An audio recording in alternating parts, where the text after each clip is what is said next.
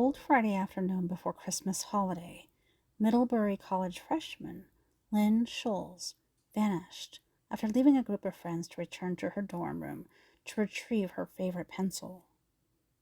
5 decades later, no trace of the missing college student has been found despite years of investigation, DNA analysis, and more than a few promising leads. The daughter of a school teacher and company executive, Lynne, wasn't much different from many young girls growing up in post-war American suburbia. Lynne loved the outdoors, and she loved to ski and ride a bike. She enjoyed reading and kept a journal, and she was also very outgoing and intelligent. She was very independent and unafraid. Lynne was very close to her 2 sisters and her 2 brothers.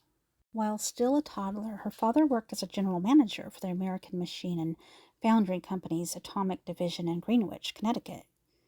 A native of Milwaukee, Wisconsin, her father had degrees in applied mathematics and mechanics.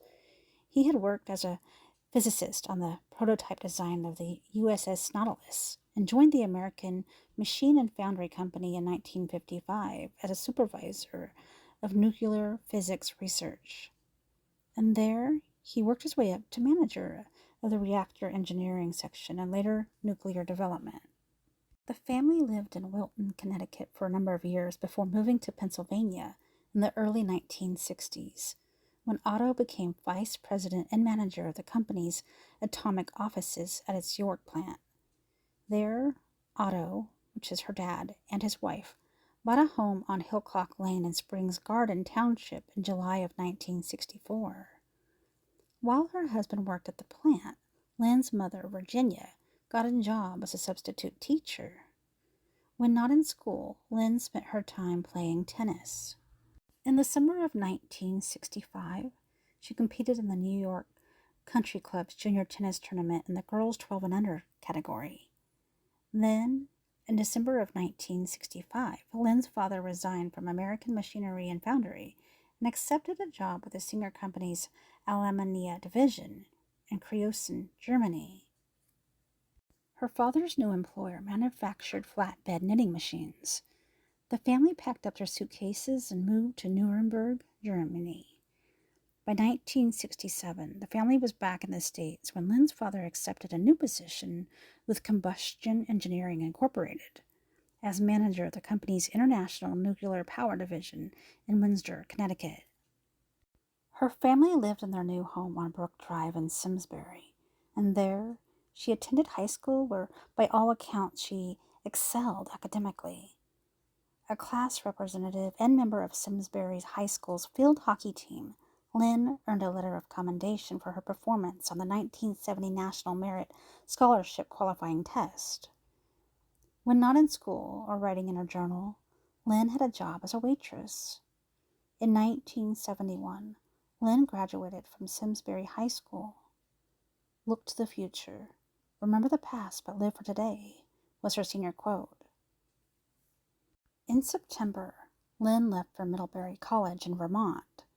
Every week she talked with her parents over the telephone and exchanged letters with her mother. 2 weeks before Thanksgiving, Lynne made a surprise visit home to Simsbury, and later spent a holiday recess at home after driving back north with a group of girls from town who also attended Middlebury. On December 8th, just 2 days before she disappeared, Lynne called home and spoke with her mother. She appeared to be in good spirits. Still, things hadn't been easy these first few months of college. Lynne's studies hadn't gone as well as planned.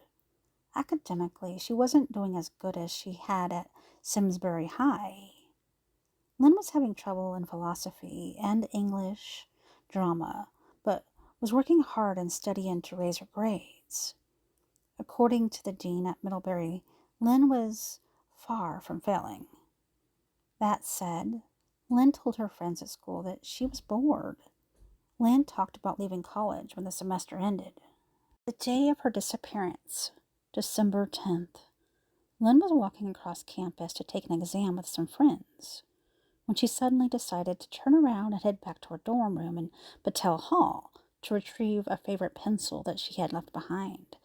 part of a matching cross pen and pencil set in the color green. At around 12:30 p.m., she was seen eating prunes outside a health food store on Court Street. She was also reportedly spotted standing across the street from the bus station in downtown Middlebury near a local gas station. Around this same time, a fellow student encountered Lynne on US 7, either walking or hitchhiking. According to one account, the fellow student attempted to talk with Lynne, but it was apparent that she was upset and didn't want to talk. This was the last time that Lynne was ever seen. When Lynne, who had never missed a class before, failed to show for her English drama exam, people began to worry. The school called her parents, believing that she may have gone home. And when it was apparent that she had not, the local authorities were contacted. While Lynne on occasion had left campus and traveled for the weekend without telling her parents, she had always returned. This time, however, she simply disappeared.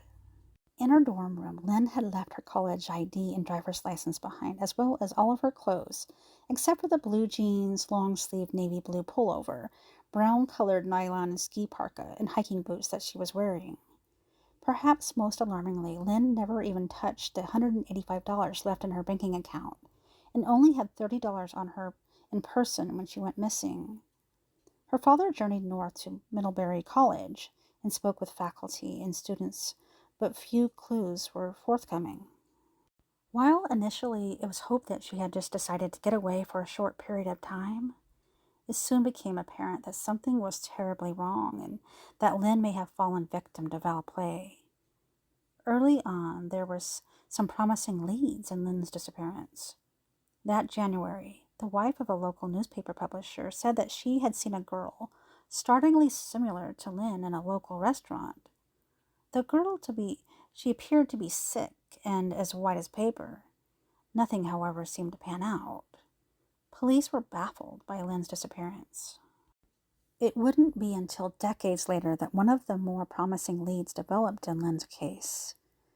In 2012, police said they received a tip that accused murderer and real estate heir Robert Durst had operated the health food store that Lynne visited that day of her disappearance in Middlebury.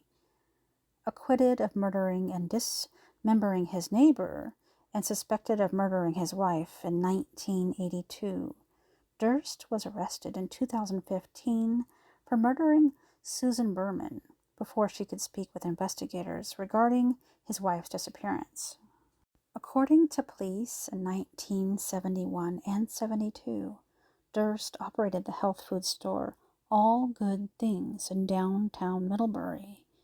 It was there that they say Lynne was seen standing in front eating prunes that she had purchased from inside the afternoon that she disappeared. While police have indicated that Durst operated the store in 1971 and 72, it is not clear when he moved to the Middlebury area or when he took over the store. As late as February of 1971, the store was owned by David Vilner and went by a completely different name, OM Natural Health Foods, according to newspaper reports and advertisements of the time. The earliest record of Durst living in Middlebury was found in a newspaper report in mid-April of 1972, indicating he had paid a fine for operating an unsuspected vehicle. Police said they could find no indication that Durst had been questioned at the time of Lynne's disappearance. When news of the tip was made public years later by police, Durst's defense attorney claimed that his client had no connection to the missing college freshman. Another apparent break in the case recently came when investigators believed they had potentially linked Lynne to the remains of an unidentified Jane Doe, discovered in West Haven, Connecticut in 1979. On April 20th of that year, on the New Haven Water Company property, the skeletonized remains of a young woman with a lace bra and travel clock were discovered. The cause of death couldn't be determined, and there was no identification on the person. The unknown woman became known as the West Haven Jane Doe. Decades later, investigators were able to make a mitochondrial DNA match between Lynne and the unknown woman. Less effective in identifying unknown persons than other DNA technology, A check of dental records determined that the West Haven Jane Doe, however, was not Lynne Schulze. The potential match only came to light this July when police announced that they had made a positive identification of the West Haven Jane Doe as 29-year-old Sarah Sally Abbott. To this date, no trace of Lynne has been found. Where is Lynne? What happened to her? What do you guys think happened to her? Let's keep advocating for her and be her voice. Keep her face out there. Someone knows something. Alicia Markovich was a very spunky, extremely funny and smart, normal teenager. She loved to read Agatha Christie novels and had a boyfriend and a lot of friends that adored her. Alicia was liked by everyone and was even known for sticking up for kids that were being bullied. Alicia was a freshman at Windber Area High School at the time of her disappearance. She was an A-B student and a member of her high school's track team. Alicia's mother, Marcy Vitko Nee Smith, had custody of Alicia in 1987, and they resided in Windber, Pennsylvania. As teens, Lori Heiner and Alicia Markovich walked Windber together and teamed up on homework and listened to 80s hip-hop and bands such as Bon Jovi. She was so outgoing, Heiner said of Alicia. We considered her funky is the word that we used for her, and she was definitely more outgoing than I was.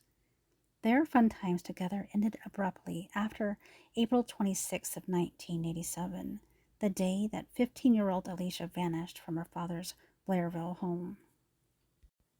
On Sunday of April 26, 1987, it was a clear and nice sunny day, reaching about 64 degrees. Alicia's father, John Markovich, picked her up from her mom's home in Windber, Pennsylvania, around 9:35 a.m. for a day visit to his home, 45 minutes away in Blairsville, Pennsylvania.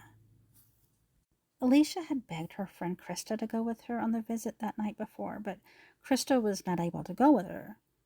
Alicia grabbed the purple sunglasses that she borrowed from another friend and headed out the door. She was supposed to join her track team for a car wash fundraiser, but she and her mother decided that she would just go with her father.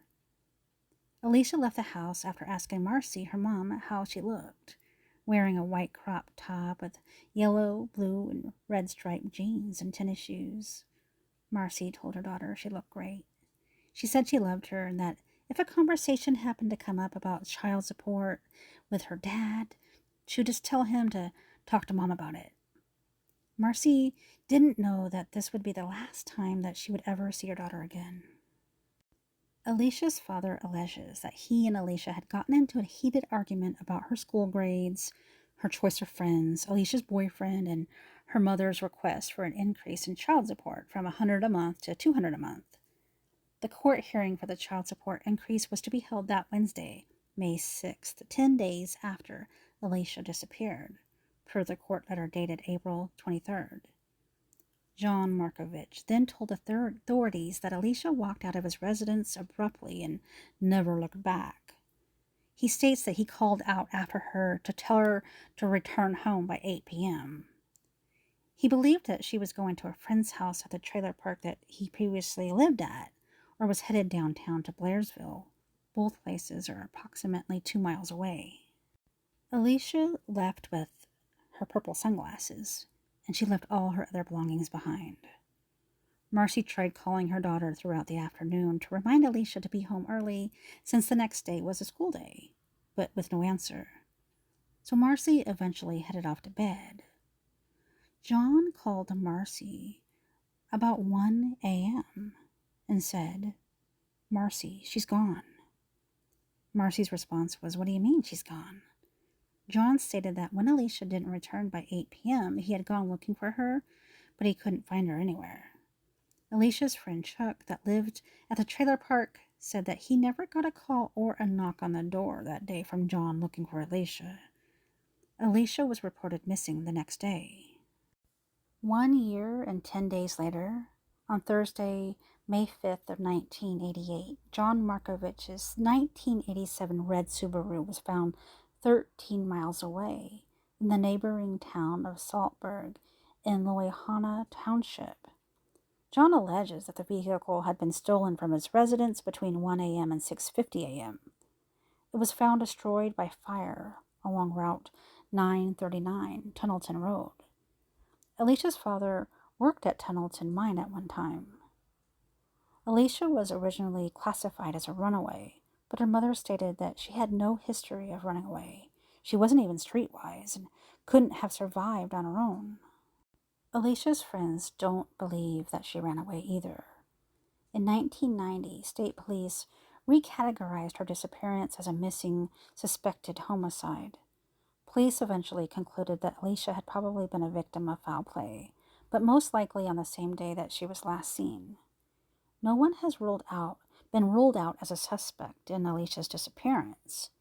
Alicia's mother, Marcy, also believes her daughter was deliberately murdered, and the last person who saw her knows what happened to her. Alicia was 5'2" and weighed 120 pounds. She had brown hair, blue eyes, pierced ears, and on the day of her disappearance, she wore a white crop top with red, yellow, and blue stripes and white sneakers. No one has ever seen her on Route 22, Chrissy Boyer said, Alicia's friend, noting that police never even received a report of anyone matching her description walking in the area that day. Unsettled by the nature of this mystery, an informal community of social media users and podcasters have been doing their part to keep Alicia's story in the public light. Investigators said that this case certainly does present some challenges. One being that the location of her disappearance is so close in proximity to major roadway like Route 22 with a lot of heavy traffic. Another challenge is certainly the amount of time that she passed. She was 15 years old at the time of her disappearance, and she would be 49 years old today. And also the fact that no one has ever been listed as a suspect. So those three things together make this particularly challenging case. In a letter mailed more than 20 years ago, the person claimed to have details about how Windber resident Alicia Markovich had vanished in 1987, at the age of 15 had been killed and buried. In October of 2000, Alicia's father received an unsigned 2-page typewritten letter via the U.S. mail that gave a narrative about how Alicia was murdered and the place she was buried. This is a little excerpt from a letter that the Pennsylvania State Police had released. What gave me the idea to contact you was when I saw by chance an old missing person's flyer posted on the side of a mailbox in Philadelphia about 3 weeks ago. The second time I saw it, it was like everything faded to gray. Nothing seemed real for a long time. I thought it all had been forever buried. I had spent the last 13 years erasing and boarding up the name Alicia Markovich in my mind, and by seeing that, it opened up the floodgates to, so to say, a limitless sea of remorse and guilt, anxiety, inner sadness, and depression. The letter detailed how Alicia had died and instructed John to dig for her remains along the Conemaugh River, near a bridge on Route 220 outside of Blairsville, along the Indiana-Westmoreland county line. The letter was postmarked Bedford, New Hampshire, and had a handwritten return address from that city. When police went to the address, the people living there said they had not sent the letter. They had no idea who did. They had no knowledge of Alicia's disappearance and had never been to Blairsville. Investigators also searched with cadaver dogs at the location named in the letter for Alicia's remains, but found nothing of interest. Authorities subsequently decided the letter was just a hoax and its true author had never been identified. Alicia's mother, Marcy, attended a press conference scheduled by the Indiana Barracks PSP on April 26, of 2011 for the submission of Alicia's baby teeth for DNA profiling and to bring attention to the case. John Markovich, the father, never showed up for the press conference for his missing daughter, claiming he couldn't get out of work from the salt mine in Blairsville, Ohio, where he worked since 1998.